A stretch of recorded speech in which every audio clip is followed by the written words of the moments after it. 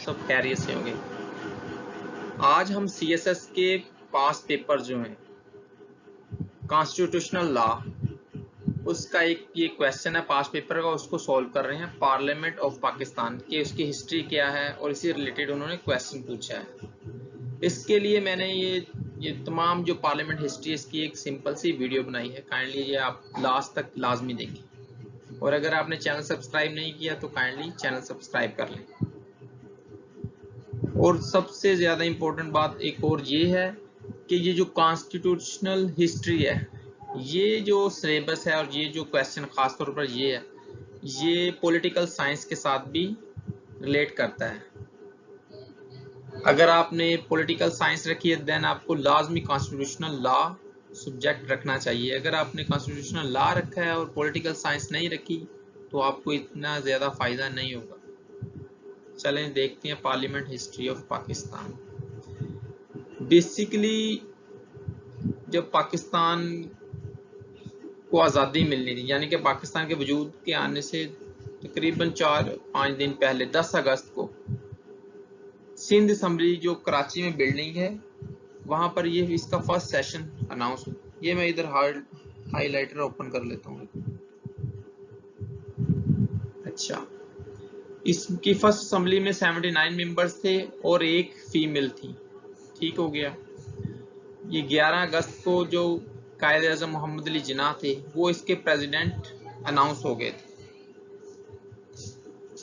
Constitutional, ये constitution assembly लिखा हो, constitutional and national flag was approved. ये किस तारीख को अप्रूव हुआ था? 11 अगस्त को। पाकिस्तान का जो कौमी परचम 12 अगस्त को रेजोल्यूशन अप्रूव हुई थी जिसमें कायदे आज़म मोहम्मद अली जिन्ना साहब को कायदे आज़म कहा गया था। ये खिताब मिला था इनको 12 अगस्त को।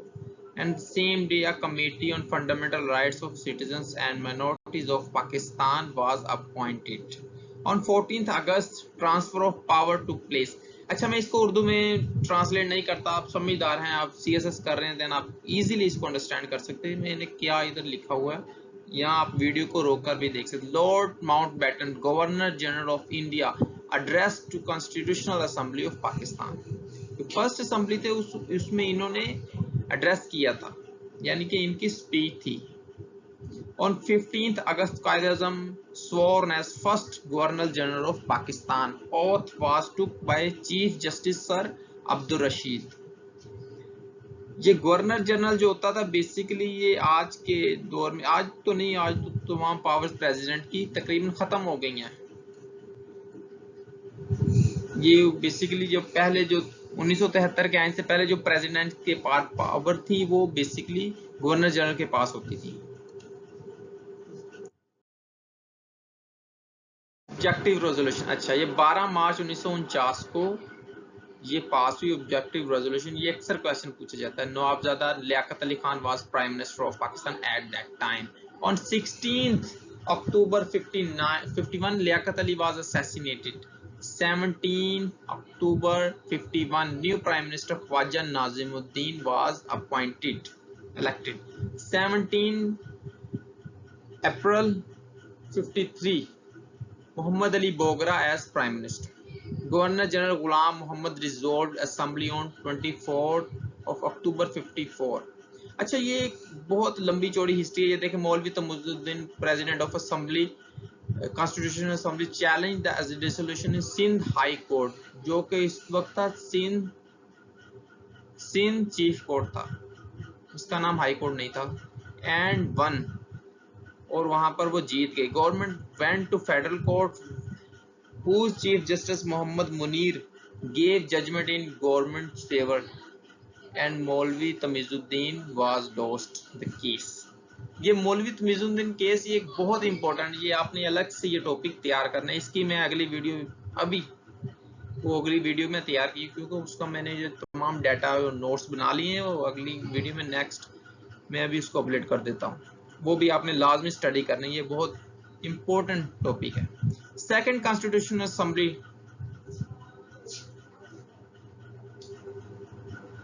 बेसिकली ये कॉन्स्टिट्यूशन तो अभी पहला था, ये सेकंड कॉन्स्टिट्यूशनल असेंबली बनी थी 28 मई और 1955 को, क्योंकि पहली असेंबली तो उन्होंने गवर्नर जनरल ने डिसॉल्व कर दी थी अंडर अच्छा, सेकंड असेंबली इस तारीख को हुई under governor generals order. Electoral college was provincial assemblies of respective provinces of 80 members, half from east and half from west Pakistan, establishment of one unit west Pakistan। अच्छा, waste one unit का जो formula है वो किन्होंने दिया था, वो भी governor general जो गुलाम मोहम्मद थे उन्होंने दिया था। के बाद आगे gave first constitution on 23 of March 1956, 23 मार्च 1956 को पहला कॉन्स्टिट्यूशन वजूद में आया पाकिस्तान का, ठीक है। On 5th of March 56, major general Sikandar Mirza, last governor general, became first president of Pakistan। 1956 unicameral constitution था, पार्लियामेंट्री फॉर्म ऑफ गवर्नमेंट थी। Sikandar Mirza abrogated constitution on 7th of October 58। General Ayub Khan chief in commander in chief appointed as chief martial administrator on, अच्छा वो administrator बन गए। उसके बाद on 27 अक्टूबर 1958 में अयूब खान ये सेकंड प्रेसिडेंट ऑफ पाकिस्तान के बने और उन्होंने सिकंदर मिर्जा को एक्साइल कर दिया, कहां पर, इंग्लैंड की। Ayub Khan appointed a commission for new commission for sorry इधर आना था न्यू कॉन्स्टिट्यूशन। उन्होंने एक नया कमीशन बनाया, किस चीज लिए कि पहले वाला कॉन्स्टिट्यूशन उन्हें पसंद नहीं आया, उन्होंने इसे रिजेक्ट कर दिया। न्यू कमीशन कॉन्स्टिट्यूशन के लिए एक कमीशन बनाया। सेकंड कॉन्स्टिट्यूशन, ये देखें फिर गलती इधर, second constitution was affected from 8th of June 1962। Constitution was unicameral with federal and provincial assemblies, all executive power vested in president। On 25th of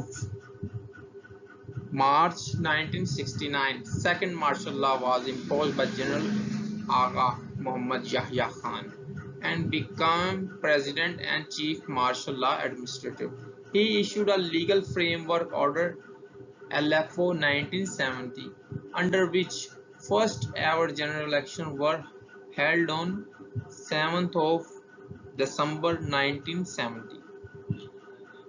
Dhaka incident on 16th of December 1971। Zulfikar Ali Bhutto president on 20th of December 1971।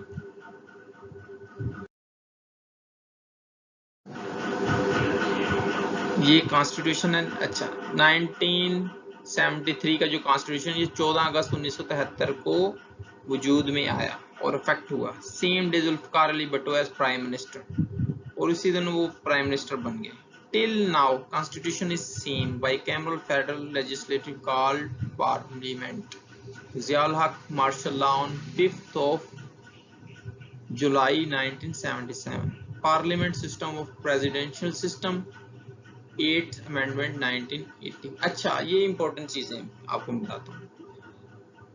जब जियाउल हक ने 5 जुलाई 1977 को martial law लगाया तो उन्होंने एक 8th amendment bill issue की, क्योंकि जब उन्होंने प्रेसिडेंट बनना था उन्होंने अपने पास पावर्स लानी थी जो कि 1973 के कॉन्स्टिट्यूशन में कम कर दी गई थी प्रेसिडेंट की।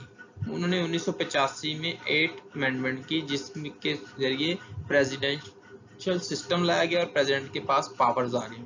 उसके बाद जब जियाउल हक की गवर्नमेंट के बाद काफी देर बाद जब 1997 में गवर्नमेंट ने 8th अमेंडमेंट को रिवर्स कर दिया, किसके जरिए, 13th अमेंडमेंट के जरिए। उसके बाद मुशर्रफ का मार्शल लॉ आया, परवेज मुशर्रफ जो थे, उन्होंने 17th अमेंडमेंट नहीं सॉरी उन्होंने 13th अमेंडमेंट को रिवर्स कर दिया। कैसे, 17th अमेंडमेंट लाकर 2003 में। उसके बाद जो प्रेसिडेंट थे जरदारी, आसफ अली जरदारी, उन्होंने 8 अप्रैल 2010 को उन्होंने प्रेसिडेंशियल की जो पावर्स थी उन्हें रिमूव कर दिया। कैसे, 18th अमेंडमेंट के जरिए।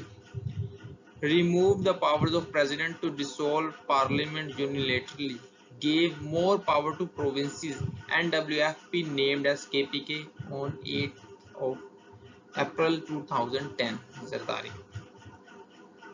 19th अमेंडमेंट उसके जरिए क्या है, अपॉइंटमेंट ऑफ सीनियर जजेस on recommendation of chief justice of Pakistan. इसके जरिए से जुडिशरी भी इंडिपेंडेंट होगी बहुत हद तक, जिसको हम देख सकते हैं कि उनको जो मुशर्रफ के खिलाफ जो एक फैसला है ट्रियन का, वो इसी के जरिए है। Pervez Musharraf impose martial law 12th of October 1999, Provincial Constitutional Order PCO on 14th of October 1999 to held constitution abeyance. MNA and Speaker of National Assembly challenged suspension in Supreme Court. Court validated military takeover by giving 3-year time frame to the government.